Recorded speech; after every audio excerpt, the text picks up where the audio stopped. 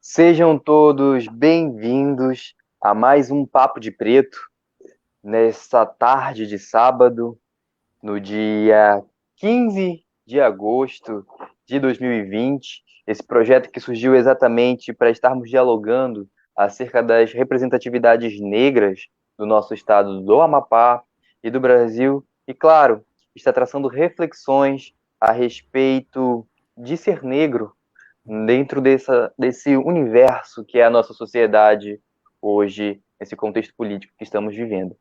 Bom, e o meu convidado de hoje é uma pessoa muito especial, é um grande intelectual, um grande representante, um grande ativista da luta LGBT e da luta negra do nosso país.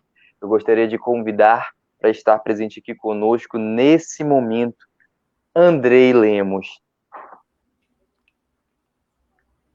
Andrei, meu querido, seja bem-vindo. É um prazer poder estar contando com você nessa live, nesse momento tão incrível para a gente partilhar, conhecer um pouquinho da sua história e com certeza vamos aprender muito com as suas vivências. Muito obrigado por estar aqui com a gente hoje. Eu que agradeço, Pablo, por essa oportunidade. O Amapá é um desses estados que está no meu coração, que eu conheço desde 2014, já fui várias vezes no Amapá, então tenho amigos muito queridos aí. Então fico muito feliz de poder estar nesse momento com você, mesmo que um pouquinho à distância, mas logo, logo estaremos juntos. Com toda certeza, Andrei, você é uma referência para nós, enquanto LGBTs e enquanto negros nesse estado, e dialogando com diversos amigos, eu posso afirmar em verdade que você é uma referência para muitos militantes do nosso estado e da nossa capital aqui, Macapá. Muito obrigado. Bom, Andrei, com certeza a gente vai te conhecer um pouco melhor no decorrer desta live, e eu queria perguntar de antemão de você, quem é Andrei Lemos? Olha, é muita coisa, André Lemos, mas vamos lá, vou tentar resumir. Eu sou, né, uma pessoa que nasceu em Aracaju, né, na capital do Sergipe, e ainda nos anos 70, né, no período ainda, né, da ditadura militar, e num bairro muito pobre, então logo muito cedo, né, eu conheci, né, essas consequências dos efeitos do racismo no nosso país, né, da produção das desigualdades sociais, econômicas e culturais. E a partir da minha família, que era uma família muito trabalhadora, ainda é uma família muito trabalhadora, sempre me mostrou que talvez a educação fosse, né, o principal caminho para a gente que nasce, né, negro e pobre. Então, eu busquei, né, apostar bastante nesse processo de formação, mas muito jovem ainda na minha adolescência, eu percebia como eu era tratado diferente na escola, né, por ser negro, e eu busquei participar do movimento estudantil, né, então eu entrei no movimento social com 14 anos de idade, né, lutei pela volta dos grêmios livres no Brasil, porque a gente estava no período da redemocratização, e depois para que a lei fosse aplicada no nosso estado. E de lá para cá eu fui participando de várias lutas que eu acho que são importantes e que são necessárias, né? Então eu entrei no movimento negro em 1994 e entrei no movimento LGBT em 98. E a partir disso, né, eu me encontrei, né, me reencontrei com a minha ancestralidade a partir da religião de matriz africana, e também, né, entendi a importância de compreender um pouco mais esse processo histórico, filosófico e social que a gente está inserido. Então, fiz licenciatura em História, fui professor durante algum tempo, mas me apaixonei pela política pública de saúde e de educação e trabalho bastante com educação em saúde, né? Que eu acho que são caminhos possíveis para poder a gente contribuir para a emancipação da população brasileira. Maravilha, Andrei. Para quem chegou agora nesta live, o Andrei ele é historiador, é tecnologista do Ministério da Saúde, mestre em políticas públicas pela Fiocruz e ativista antirracista desde 1994. Também é congressista e presidente da União Nacional LGBT. Bom, Andrei, com certeza eu imagino que no decorrer da sua trajetória muitas lutas foram travadas e em relação a essa reconexão com a nossa ancestralidade, esse autoconhecimento. É um processo que viemos discutindo como vários negros conseguiram se assumir, né, negros. Eu, em um momento, mais especificamente, sou da área da beleza, costumava desfilar, e me reconectei a partir de um concurso de beleza, que era o Mais Belo Negro, que acontece no Encontro dos Tambores, que é nosso maior encontro de representatividades e cultural negro do nosso estado do Amapá. E eu pude me entender o quanto é importante estar nesses espaços de representatividade. E é muito interessante como outras pessoas, outros representantes, como Piedade Videira, se encontraram através da cultura. Nossa querida doutora Piedade, Cristina Almeida se encontrou também através da cultura e mais especificamente da vivência a partir do Marabás, das nossas matrizes também africanas culturais. E muito interessante sua citação de se encontrar a partir da religiosidade. Eu gostaria que você contasse um pouquinho para a gente como foi esse encontro, esse se descobrir negro, LGBT e candomblessista. Num estado, né, a nível nacional, sabemos que nossa estrutura nesse país é totalmente racista. E como é que foi esse encontro? É muito interessante essa sua pergunta, Pablo, porque ontem eu estava assistindo uma live com a Deise Nunes. A Deise Nunes foi a primeira Miss Brasil negra, né? Em Sim. 1986. Até 1986, o Brasil só tinha Miss Brasil loiras. E ela é a primeira negra e ela veio do Rio Grande do Sul. E eu lembro, naquele momento, acho que eu tinha 13 anos de idade, né, do quanto para mim foi significativo ver uma Miss Brasil negra. Naquele momento eu fiquei congelado ali na frente da televisão quando eu soube que aquela mulher era Miss Brasil e que ia representar o Brasil no Miss Universo. Porque até então as capas de revista eram loiras, né? Até então o padrão estético no Brasil, na televisão, era de pessoas brancas. E a gente, enquanto pessoas negras, a gente não se enxergava nesses espaços. Então a gente não tinha autoestima, a gente não se percebia exatamente como um cidadão que pudesse estar em qualquer lugar e ser visto como belo, né? E ser enquadrado nesse processo de trabalho tão glamuroso e tão glamurificado no nosso país. Então eu ficava muito incomodado com toda essa situação, né, dessa desigualdade racial. Ocorre que no movimento estudantil eu comecei a perceber que muitas vezes eu era deixado de lado em vários espaços por conta da cor da minha pele. Então eu comecei a querer falar mais sobre isso, né? Então quando eu entro no movimento negro, eu já estava fazendo teatro, já estava fazendo dança e participava de várias oficinas artísticas e tal, e eu comecei a me identificar com tudo aquilo que eu percebia que tinha uma origem um pouco mais racializada e que tinha uma origem, sobretudo, na contribuição do povo africano no nosso país. Então eu fui meio que engatinhando nesse processo. O movimento negro me apresenta, né, essa possibilidade religiosa. E a partir dali eu comecei a enxergar que a religião que eu tinha antes era bastante opressora com relação à minha identidade racial e também à minha possibilidade de sexualidade. Então, eu fui buscar outros espaços onde eu pudesse me enxergar de forma mais livre, mais autônoma e mais acolhido, né? Então, acho que foi um pouco desse encontro e desencontro que a vida vai nos possibilitando e a gente precisa imediatamente, né, perceber onde é que a gente pode ser mais feliz e onde é que a gente pode realizar os nossos sonhos. Maravilha, Andrei. E depois de Daisy Nunes, a gente só teve uma outra Miss Brasil negra no nosso país em 2016, com a escolha de Raíssa Santana, que consecutivamente tivemos Casadinha, né? Nossa, foi um momento ímpar para a nossa geração, atual geração, de ver essas representatividades negras vindo nesse momento de aceitação de cabelos, né? A gente viu aquela mulher maravilhosa com seu cabelo afro, com seu black, se aceitando e estando no espaço e sendo uma das do top 15 mundial, Isso. foi assim, um fervor dentro de nós, com toda certeza.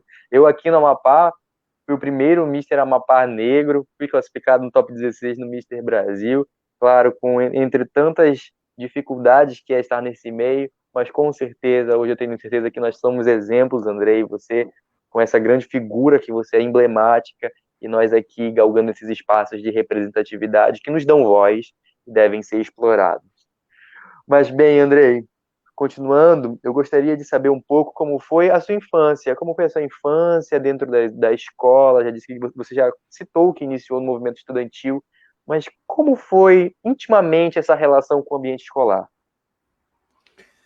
Olha, eu, né, sempre fui muito cobrado assim na minha família que eu fosse uma pessoa extremamente aplicada, né, à educação, e eu me dedicava muito a isso, e eu sempre tive bons resultados, mas isso também me trouxe alguns problemas, né, porque é, logo cedo eu descobri, por exemplo, que é lógico que muitos anos depois eu vim entender exatamente do que se tratava. Mas logo cedo eu descobri, por exemplo, que a branquitude ela tem muita dificuldade de se sentir ameaçada pela perda do seu status, né?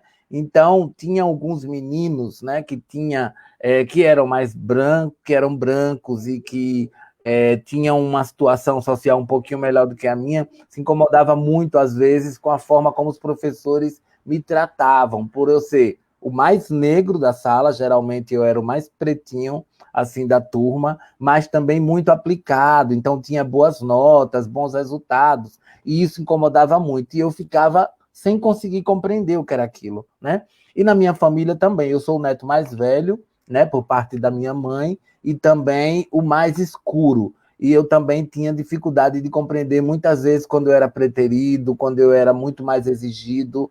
Então essas relações elas foram se construindo e eu não entendia muito. Então para mim foi bastante conflituosa. Assim, eu não posso dizer que tive uma infância tranquila, super afetuosa, não. Eu tive algumas dificuldades com essas relações afetivas, com esse ambiente escolar, porque eu já era um menino meio feminino, né? Hoje a gente fala de menino afeminado, né?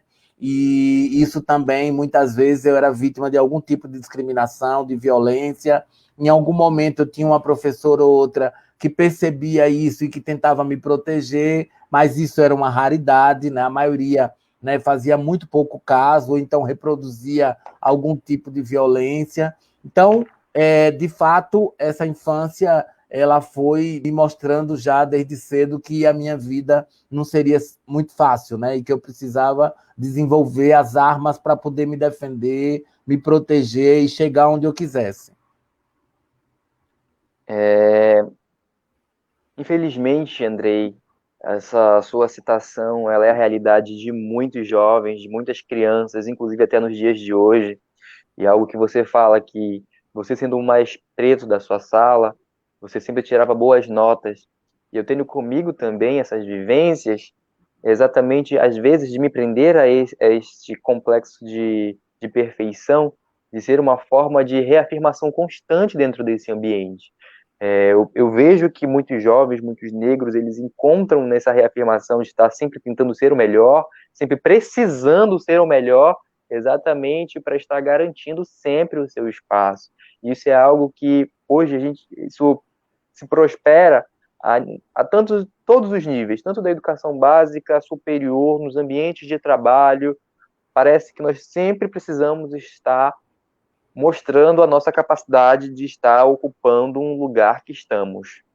Então, isso aí fica mais uma reflexão, com certeza, para ver como a nossa luta ela já é bastante antiga, mas, claro, com certeza a gente está estamos galgando novos caminhos, a passos curtos, mas estamos, né, querido? Bom, dentro desse ambiente agora, eu gostaria de te perguntar como é que foi o seu desafio na formação acadêmica, saindo dessa parte de educação básica e ingressando na universidade, no ensino superior? Bom, aí, quando eu chego no ensino superior, eu cheguei um pouquinho tarde, né? Eu, logo ali no início, na minha adolescência, eu senti a necessidade de trabalhar, de construir minha independência, minha autonomia, né? Eu já era um ativista e eu fui trabalhar, então eu demorei um pouquinho mais a chegar na universidade, né? E quando eu cheguei na universidade, eu já estava bastante empoderado, né? E aí eu não aceitava, né, nenhuma dificuldade que fosse imposta para mim por conta da cor da minha pele ou da minha orientação sexual. Então eu já entrei na universidade com bastante ousadia, eu já tinha sido vice-presidente da União Metropolitana dos Estudantes, né? E eu já tinha ocupado vários outros espaços dentro do movimento social no Estado. Eu já era uma figura mais ou menos reconhecida. Então, eu chego na universidade com bastante ousadia e coragem para desafiar aquela estrutura que era altamente racista e altamente LGBTfóbica. Então, eu sempre me posicionei na sala de aula, em muitos momentos, né, tinham comentários extremamente complicados por parte de professores, e eu me posicionava, né? Inclusive, grande parte dessas pessoas LGBTs, que eram mais jovens do que eu, às vezes tinha dificuldade de fazer esse debate abertamente, também sobre a questão racial, mas eu sempre tomava frente, tentava proteger os meus iguais, então não foi fácil, mas mesmo assim eu fui do centro acadêmico, fui presidente do centro acadêmico do meu curso 3 vezes, 3 mandatos, né? Fui do Diretório Central dos Estudantes e fui tentando contribuir para melhorar a educação sobre diversidade dentro da universidade que eu estudei. Maravilha.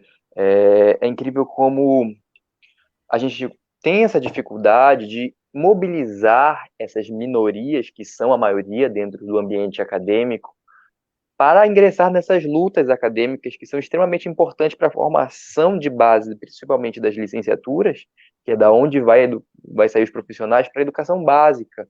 E acredito que esse também é um desafio constante. Eu, quanto hoje sou universitário também, sou acadêmico do curso de licenciatura em teatro aqui da Universidade Federal do Amapá, e encontro os barros muitas vezes nesse desafio. Mas hoje muito mais, a gente consegue dialogar mais abertamente, temos vários movimentos dentro da universidade, isso é um ponto super positivo. Porém, a gente dá esbarra em alguns colegas que têm exatamente esse medo da opressão, medo do julgamento, né? Porque nós vivemos em sociedade, tem pessoas que têm uma carga que podem se defender, mas outros colegas são muito vulneráveis A mil e um fatores. violência, a agressão verbal, psicológica, o tempo Psicológico, todo, isso se manifesta em todos os espaços. É preciso ter com muita certeza. fibra, né? Fibra e saber que você pode vencer, porque às Uhum, vezes isso não é colocado para o jovem. Então, às vezes, o uhum. jovem fica com receio de enfrentar esse debate, né? Então, acho que o nosso papel, sempre enquanto liderança, é fazer com que essa juventude se empodere cada vez mais para poder enfrentar essas barreiras. Com toda certeza. E seguimos firme e fortes nessa luta. Eu ia perguntar, Andrei, como foi exatamente que você ingressou nos movimentos políticos. Então, eu acredito que foi nesse ambiente pré-acadêmico, e eu queria saber como foi o pontapé inicial, quando você falou, é agora, é por essa vertente, é aqui que eu me identifico. Como é que foi esse início, esse grande início, essa coragem de estar à frente desses espaços? Então, em 1986, eu achei que, né, o único caminho para melhorar a situação da minha vida, da vida da minha comunidade e da minha cidade era a política. Então, eu entrei primeiro no centro cívico da escola. Em 1987, veio as lutas pela aprovação do voto aos 16 anos, pela volta dos grêmios livres. Eu participei de tudo isso.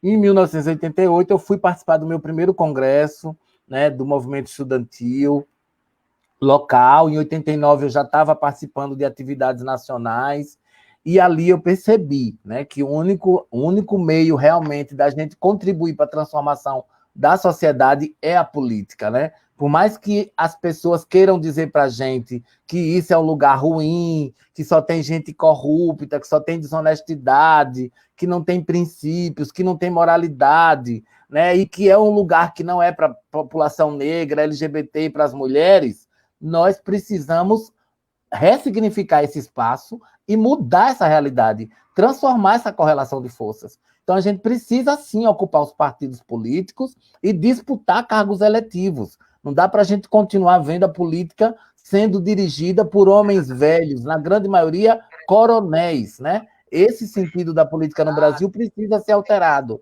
Então, a gente precisa de mais mulheres, precisa de mais população negra e indígena e precisa de mais LGBTs, porque só assim a gente vai ter uma representatividade conectada com a realidade do povo, da sociedade real, né? Que possa, de fato, traduzir os desejos da população. entender quais são os caminhos para melhorar as políticas públicas e para resolver os problemas da violência, da fome, do desemprego, da saúde pública, do transporte. Como é que você vai fazer leis sobre transporte público se você nunca usou transporte público, né? Então, a classe trabalhadora é que tem que opinar, tem que participar. Então, nós precisamos melhorar essa democracia participativa no nosso país. E, para isso, tem que incluir todo mundo.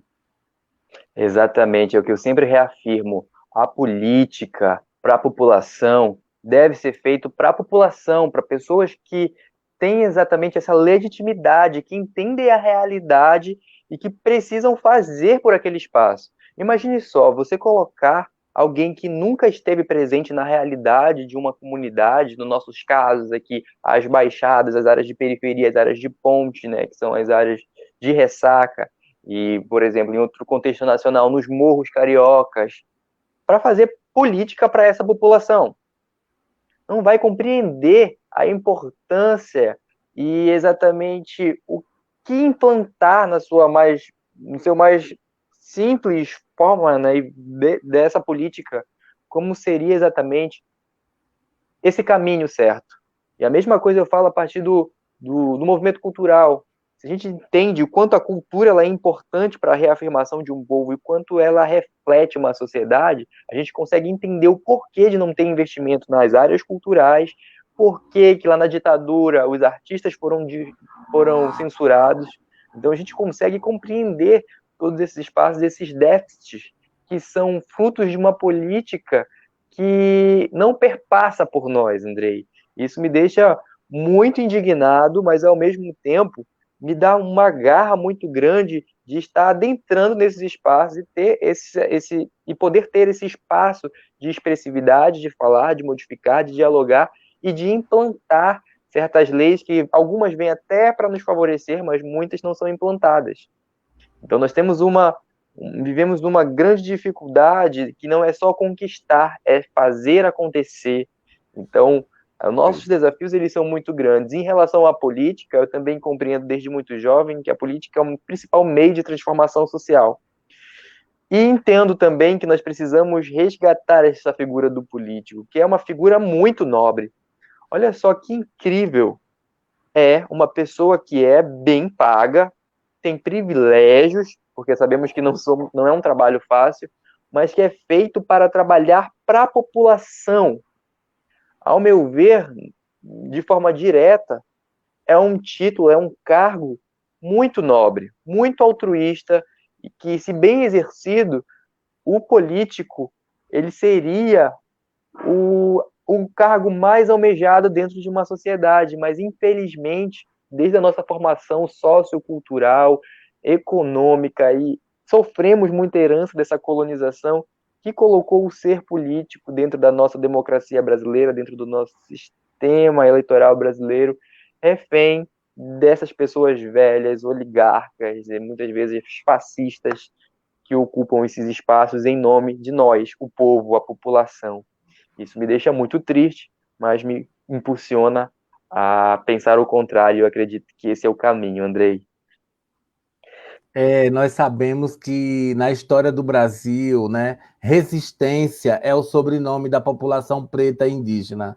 A gente sempre foi obrigado a ser resistência. Aliás, a gente aprendeu, né, lá no início da nossa chegada, fazer do luto a luta. Né? Então, acho que isso é o diferencial. E é por isso que tentam apagar a nossa cultura e a nossa história. Porque é essa cultura e essa história que, de fato, constrói a nossa força, né? Que faz com que a gente perceba que é possível avançar, seguir caminhando à frente e vencer e derrotar, né, todas essas ideias conservadoras e que tentam, né, desumanizar a nossa vida e o nosso povo. Então, eu também partilho do seu sentimento. A gente realmente fica indignado, mas a gente vê a diferença de que o nosso povo faz nesse espaço. E você você citou aí um exemplo fantástico, né? Eu conheço o trabalho da Cristina Almeida, né? Tenho um profundo carinho e respeito por ela. Aproveito aqui, mando um beijo grande para ela, né? Porque eu tive aí algumas vezes e dividi mesa com ela e sei do compromisso que ela tem com várias pautas, né? E o quanto é bacana ter uma mulher negra ocupando esse espaço, o quanto faz de diferença. Então, acho que a gente tem que mesmo brigar por esse lugar, porque esse lugar também é nosso, né? Eu vou aproveitar para mandar um beijo aí para o Filipinho, que está nos acompanhando, dizer para ele que eu estou com saudade, que ele nunca mais veio me visitar aqui em Brasília. Tá certo. Beijo também para o Felipe, que é um grande admirador do seu trabalho. Você com certeza é um dos jovens que cita você em muitos momentos e com certeza você contribuiu na formação desse jovem promissor amapaense. Cristina Almeida é a nossa maior representatividade negra e política do nosso estado do Amapá. É uma mulher que luta pelas áreas quilombolas, pelo reconhecimento das comunidades tradicionais, pelo reconhecimento da nossa cultura, pelas mulheres, principalmente pelas mulheres negras, que são as mais vulneráveis nos casos de violência. E é a mulher que me impulsionou e que eu vejo como minha representante no parlamento, né? Já passou pela Câmara dos Vereadores, agora na Assembleia Legislativa. E se não fosse ter uma mulher negra nesses espaços, eu jamais conseguiria me imaginar possivelmente ocupando um espaço dessa plenitude, pois convivi com a Cristina aqui no nosso bairro, sempre via ela lá no início da década de 2000, com os seus turbantes, onde uma época que o preconceito estava ativamente em cima, e nós encontrarmos mulheres que desde esse período ocupam espaços de representatividade e assumem a sua negritude, porque o problema do racismo não necessariamente está na cor da pele, na sua grande majoritariamente forma, mas sim também está em assumir a sua cultura, que foi exatamente o que os símbolos, né? colonizadores. Em todos os símbolos Exatamente. nossos, né? Exatamente. Foi quando. E isso é um processo que a gente vem seguindo desde a colonização. Eu lembro de muitos livros e alguns artigos que deixam bem claro que as pessoas, os colonos, chegavam, a primeira coisa que eles faziam era extinguir a cultura, colocar outra cultura no lugar e implantar uma nova linguagem. E, consequentemente, sufocavam aquela população e implantavam seu modo de vista. Isso acontece até hoje, Andrei. Isso é muito triste. Nós precisamos sempre estar lutando por esses espaços e pelo não sufocamento da nossa cultura, principalmente enquanto negros. E Eu negros acho. LGBTs, pior ainda, né? É uma luta Exatamente. ainda maior. Você sabe que eu ainda acho que o Amapá ainda está numa condição bacana. Assim. Vocês têm a Cristina Almeida e também tem, né, a deputada, que era deputada federal, a esposa do senador João Capiberibe. Janete, Janete Capiberibe. Janete Capiberibe. Janete sempre foi uma grande parceira nossa aqui no Congresso Nacional, do debate racial e do debate LGBT, e o senador João também, né? E a gente viu agora que a Bahia, por exemplo, Pablo, a primeira vez que a Bahia elege uma mulher negra para a Assembleia Legislativa foi agora, 1 ano e meio atrás, com a deputada Olívia Santana. Isso é lamentável, né? No estado de São Paulo, nós temos 2 deputadas negras, que é a Alessi Brandão e a Érica Malunguinho. Isso é lamentável, quando a gente vê que a maioria da população é preta.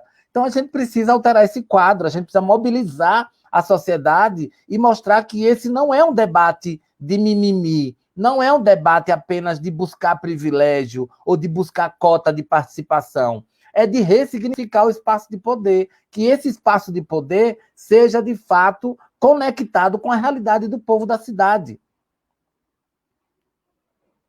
Perfeito, colocações exemplares, é exatamente isso. E principalmente de uma visão jovem contemporânea, porque nós precisamos entender como é que o negro jovem hoje se encontra nesses espaços, quais os anseios, dialogar sempre com a nossa tradicionalidade, com a nossa ancestralidade, mas entender também a nossa contemporaneidade.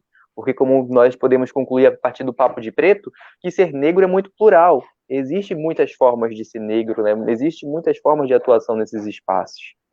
Mas bem, nós temos umas perguntas aqui na live, uma pergunta bastante interessante da Simone, que exatamente vai dar um gancho para o nosso próximo bloco, que ela pergunta, o que você acha, a Simone de Jesus está perguntando, o que você acha que falta para que seja consolidado a permanência de nossos LGBTs pretos nas universidades?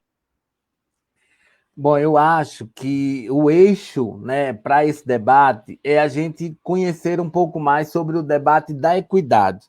Né? Eu acho que não basta a gente garantir uma política afirmativa de inserção, de inclusão, mas também de permanência. A gente não pode desconsiderar que, historicamente, são grupos que vêm de situação de risco e de vulnerabilidade social. Tem mais dificuldade de ter apoio da família, tem mais dificuldade de morar num lugar mais tranquilo, com mais segurança, com mais condições de saneamento básico, tem dificuldade também de acessar o mercado de trabalho. Né? Essas identidades que no Brasil escravocrata e patriarcal, né, são consideradas dissidentes, essas identidades elas vão ser rejeitadas em todos os espaços. E a universidade brasileira, a gente não pode esquecer que a história dela ela é pensada a partir da necessidade dos grupos políticos e econômicos.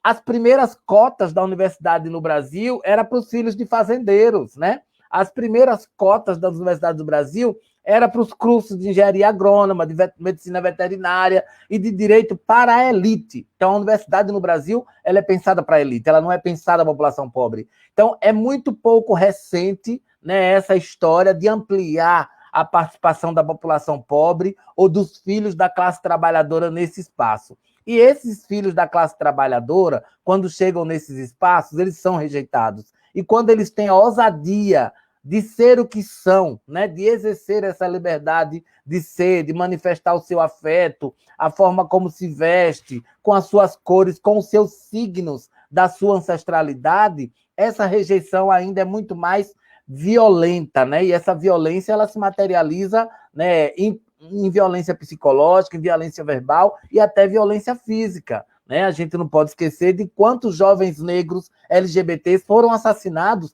dentro de campos universitários. Rio de Janeiro, Minas Gerais, Distrito Federal, em vários lugares. Ou seja, era um recado que as ideias fascistas, que sempre estiveram presentes na sociedade, mandavam, dizia assim, olha, aqui não é esse espaço para vocês. E é preciso a gente ter muita força, denunciar todo tipo de violência e brigar para participar do Conselho Deliberativo da Universidade, né, para discutir com a Pró-Reitoria de Espaços Estudantis, para discutir com os núcleos de promoção de diversidade dentro desses espaços, os núcleos de estudo afro-brasileiro.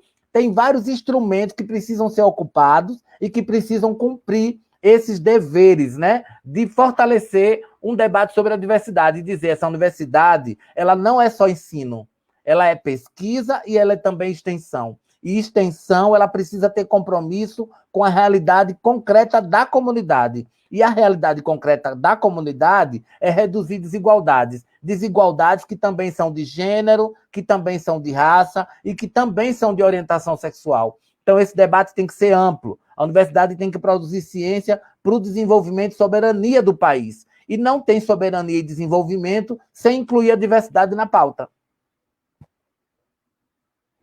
Colocações perfeitas. A você eu tiro meu chapéu. Exatamente, disse tudo e mais um pouco, ainda deixando o gancho, ainda instigando nós, enquanto jovens, enquanto universitários, a estar mesmo adentrando e efetivando essas políticas públicas dentro desses espaços.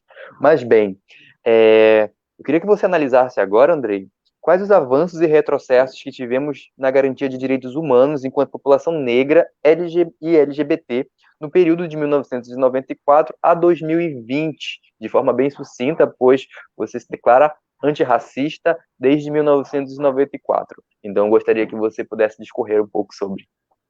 Perfeito.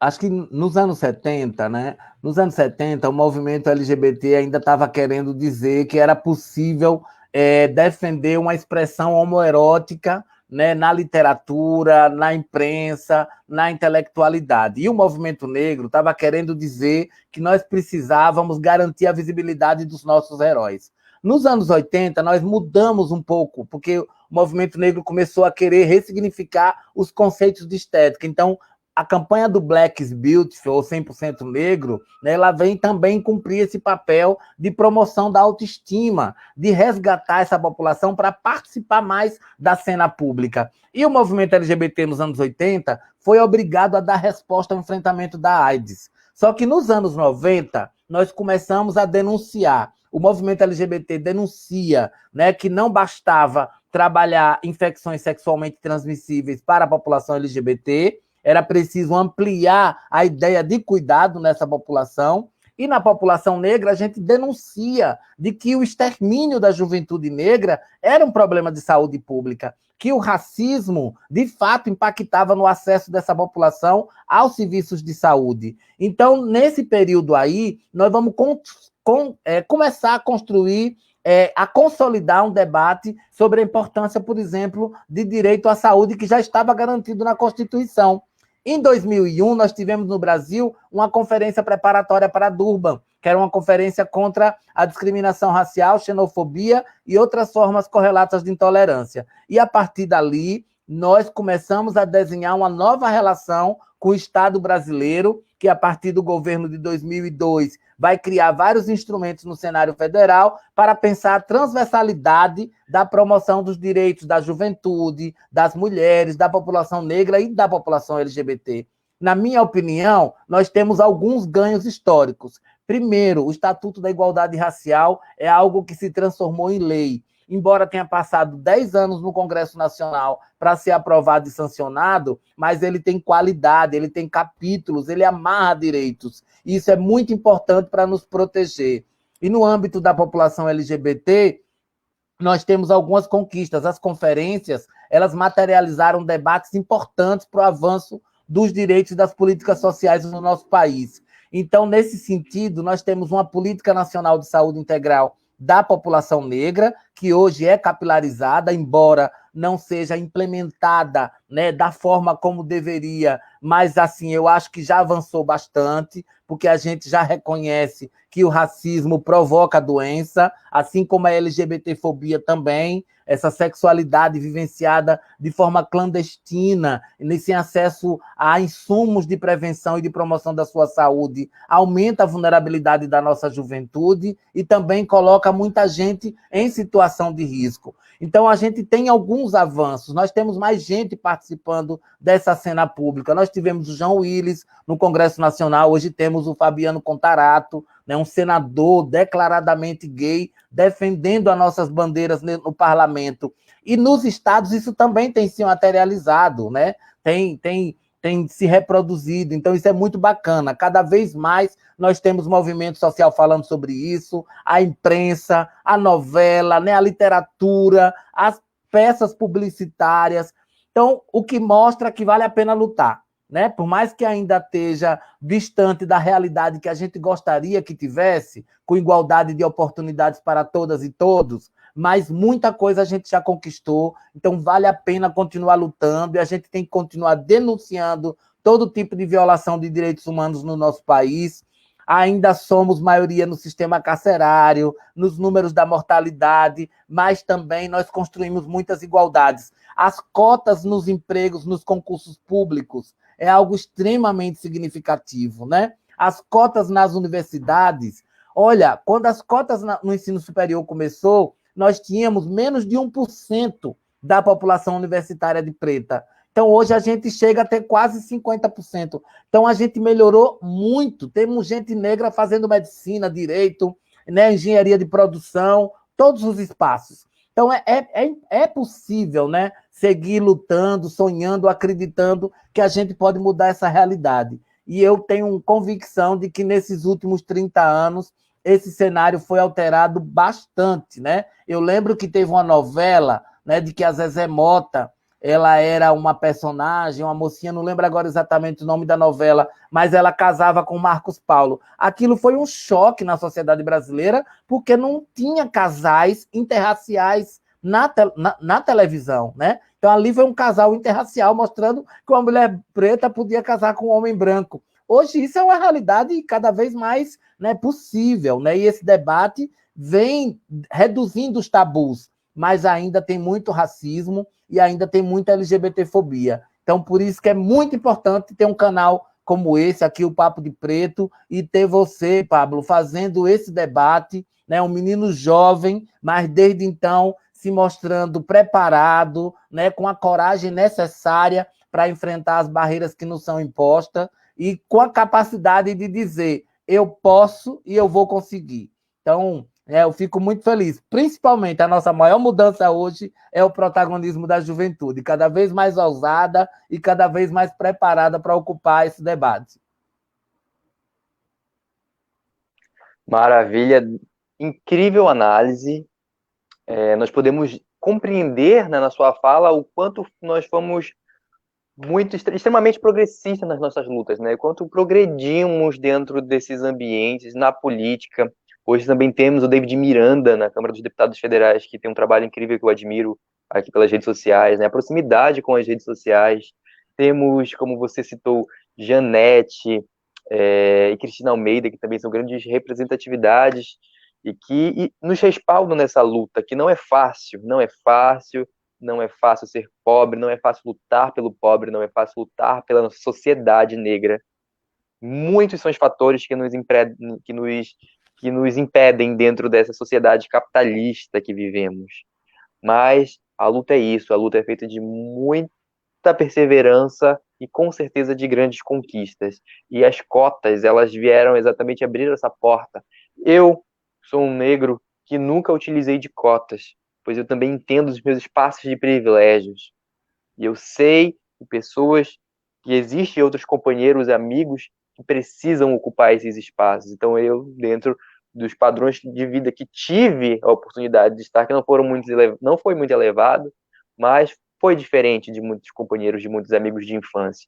Então eu consigo também me pôr nesse espaço. E nós, como negros, também devemos ter empatia pela nossa classe, né? Pelas pessoas que estão ao nosso redor, pela nossa população negra e sempre estar incentivando e abrindo esses diálogos. E Andrei, muito obrigado pelo reconhecimento. E se depender de mim, essa vai ser uma pauta para minha vida inteira, porque eu acredito que nós, enquanto seres humanos, devemos deixar nossa contribuição para esse plano espiritual. E com toda certeza, todos nós devemos fazer a nossa parte. É muito triste ver como os comentários da Bianca, que comenta aqui que o meu amigo, ela comentou a seguinte frase: o meu amigo foi assassinado em 2016 dentro da UFRJ. O UFRJ é a nossa maior universidade pública do país e mais conceituada. Ele, sendo negro, LGBT e nortista, foi morto dentro de uma universidade pública. Então são situações que É, não podem mais ocorrer. eu lembro E desse nós, caso, inclusive nessa mesma época apareceu uma lista, né, de nomes de estudantes, tanto no Rio de Janeiro quanto aqui em Brasília, de que podiam ser pessoas a serem exterminadas, né, dentro da própria universidade. Eu não sei se o nome desse rapaz era Diego, acho que era um nome assim, mas eu lembro exatamente desse caso que muito nos deixou chocados, né? Porque a gente nunca imaginou, a gente sempre achou que dentro da universidade a gente estaria mais protegido. E a gente seguro. percebeu, né, que essas ideias fascistas elas estão presentes em todos os lugares, porque elas são a continuidade dessa sociedade de privilégios que é a sociedade brasileira, a sociedade capitalista.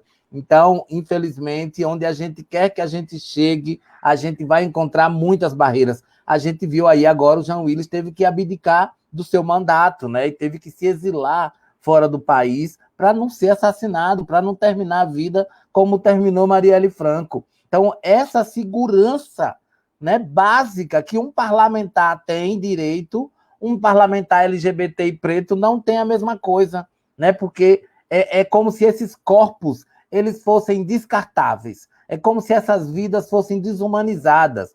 Porque você tem, inclusive, parcela da sociedade que defende esse tipo de ideias, que inclusive reproduz esse ódio contra essas pessoas. É como se a gente não tivesse direito à liberdade, a sonhar, a ser feliz, né? A ocupar espaços de poder. Então, é isso, é por isso que a gente tem que estar aqui e é por isso que a gente tem que disputar os cargos eletivos também.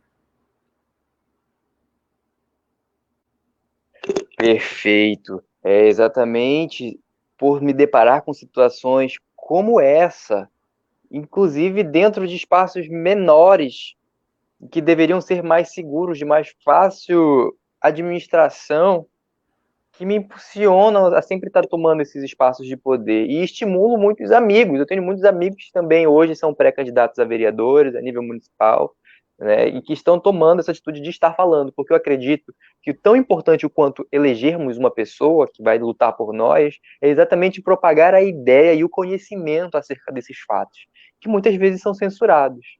Bom, a Bianca está contribuindo aqui com a sua pergunta. Ele falou, é ele mesmo, Diego era do Pará, pobre morava na nossa residência dentro da faculdade e lutava muito para terminar a faculdade e até hoje não temos resposta. E é incrível como esses fatos acontecem e ninguém descobre, como foi com Marielle Franco. É incrível o E a quanto o gente poder da sabe, elite ele é costurado, ele é podre. claro, Podre, com acho que não tem outra certeza. palavra.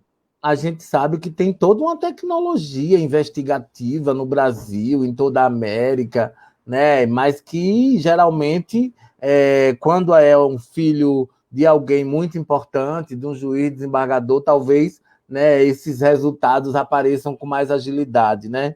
Mas um filho pobre, um filho da pobreza, do norte do Brasil, né, da população negra, não vai ter muita prioridade. Por isso que a gente precisa ter mais gente ocupando esses lugares. Nós precisamos mudar esse voto no nosso país. Nós precisamos fazer com que a gente eleja mais mulheres e mais Com representantes dos certeza. negros e dos indígenas. Né? Não dá mais para continuar desse jeito. Um Congresso com 513 parlamentares só tem uma indígena. Isso demonstra, né, uma, um absurdo, né, nessa correlação de força, uma desigualdade gigantesca. Então a gente tem que alterar isso. Eu acho que agora é a hora, Com né? A gente certeza. está vendo as ideias fascistas cada vez mais crescendo na sociedade. Se a gente não tiver a capacidade de reagir, e as eleições municipais é um espaço de reação, é um espaço também de disputa das ideias presentes na sociedade, nós precisamos articular agora e mudar esse rumo da política no nosso país. Perfeito. E encaminhando, Drey, para o final do nosso bate-papo, com certeza foi muito enriquecedora essa semente plantada nesta tarde.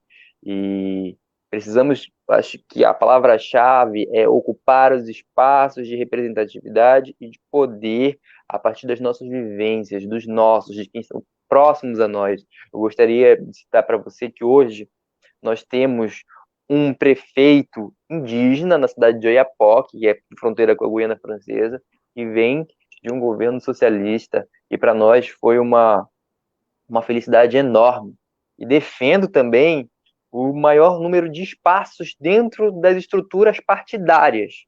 A gente precisa garantir cotas também nesses locais que venham respaldar mulheres, homens, LGBTs, negros e indígenas.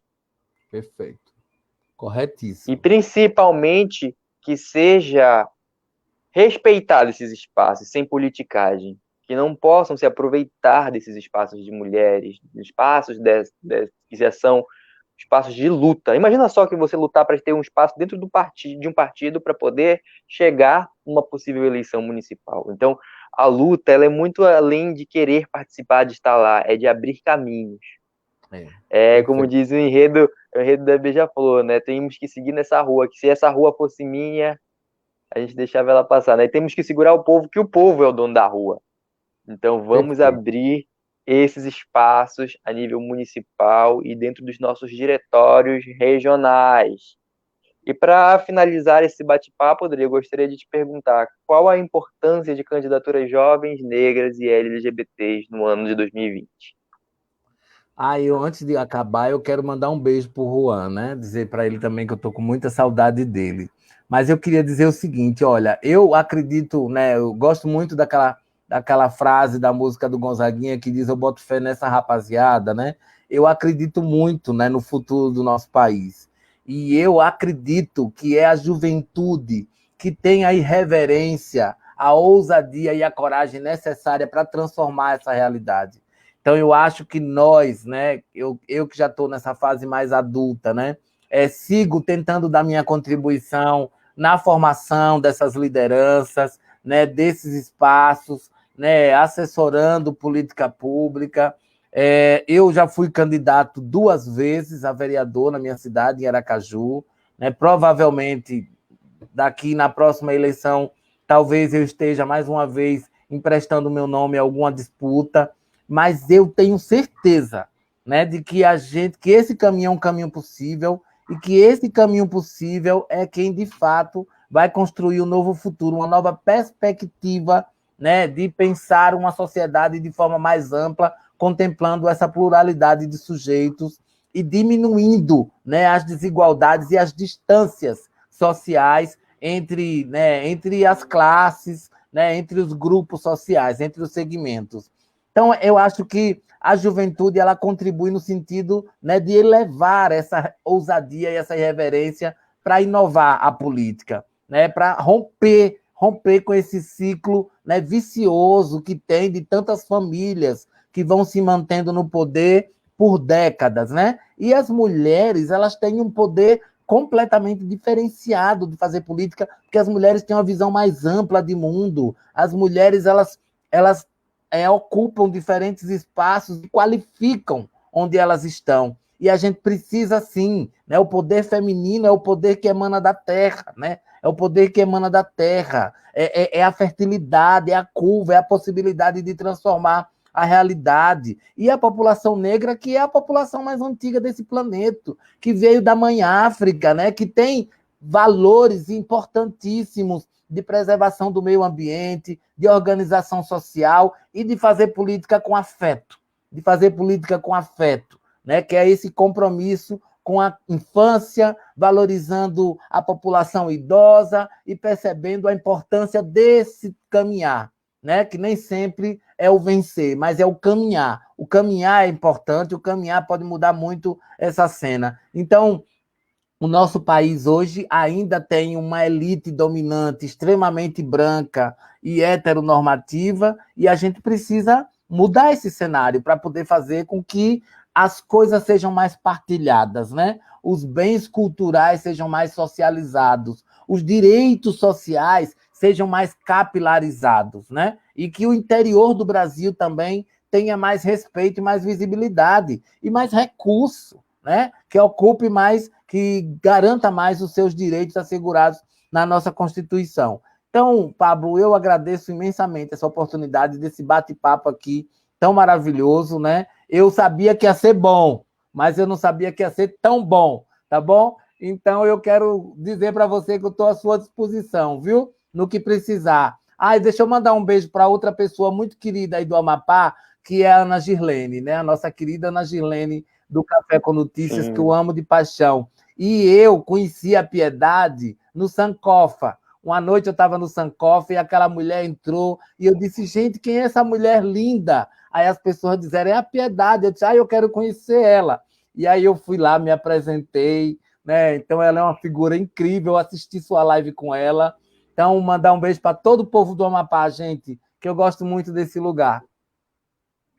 Tá certo, Andrei. Foi uma honra, com certeza, enriquecedor demais esse bate-papo com você. Pode ter certeza que eu quero estreitar cada vez mais essa relação. Você é um exemplo, você é história viva, você é história de luta que nos inspira, nós enquanto jovens, estar aqui. Se eu estou aqui hoje, é por lutas de pessoas como você, que estão aí em Brasília lutando por nós, pelos nossos direitos, que lutou pelos nossos direitos universitários, que lutou pelo direito ao nosso voto enquanto jovem a partir dos 16 anos. Então, nós hoje aqui somos frutos da luta que vocês travaram lá no passado, e o nosso papel hoje é dar continuidade a esse legado das heranças e das lutas negras. Então, eu também me ponho aqui à disposição a sempre estar dialogando e te recebendo aqui, junto com todos os nossos irmãos negros, Ana Gislene, Piedade, Cristina, Janete, Capi, que são pessoas assim que eu tenho uma admiração total pela toda a história de luta que tivemos, antirracista, diante de todo esse sistema que a gente vive. E claro, a próxima vez que você vier aqui em Macapá, gostaria muito que você pudesse estar presente aqui no meu bairro do Laguinho, conhecendo a minha universidade de samba, intitulada A Nação Negra do Estado do Amapá. E já gostaria de convidar todo mundo agora a ir lá para a página da Universidade de Samba Boêmios do Laguinho, que vai ter live show. E Andrei, te convido a vir conhecer um pouquinho da nossa cultura através do Boêmios. Daqui a pouco, agora às 5 horas da tarde, vai estar iniciando a live e eu vou estar lá. Então, meu querido, muito obrigado de coração. A sua contribuição foi enriquecedora para este papo de preto e com toda certeza o afro-abraço e um afro-carinho de toda a população amapaense para você. Gratidão, Andrei. Beijo, obrigado, sucesso, viu? Obrigado, gente.